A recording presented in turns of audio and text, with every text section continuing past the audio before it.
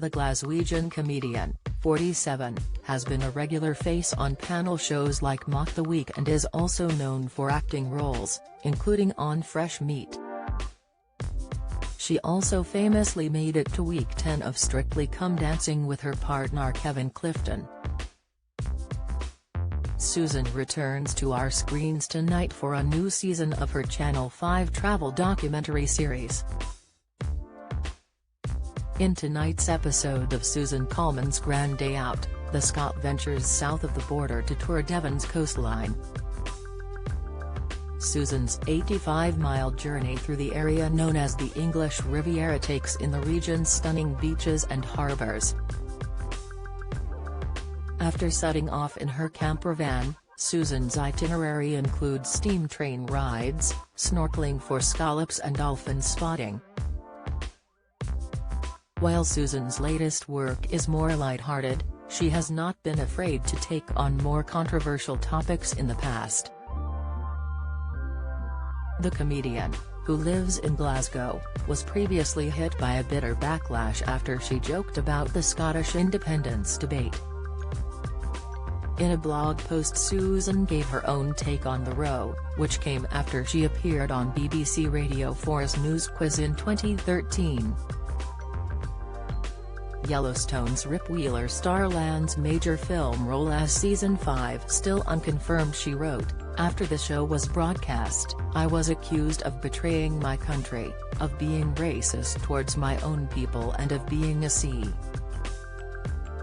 During the program, hosted by Sandy Toksvig, Susan had discussed aspects of the SNP's policy. She also lightly mocked politicians, including the Liberal Democrat Stani Alexander, referring to him as like a ginger supergran.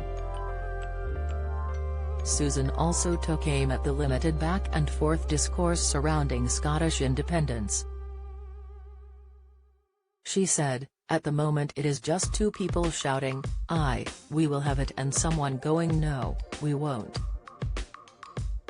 Her comments came during the national independence debate taking place across Scotland the year before the 2014 referendum in which Scots rejected seceding from the UK.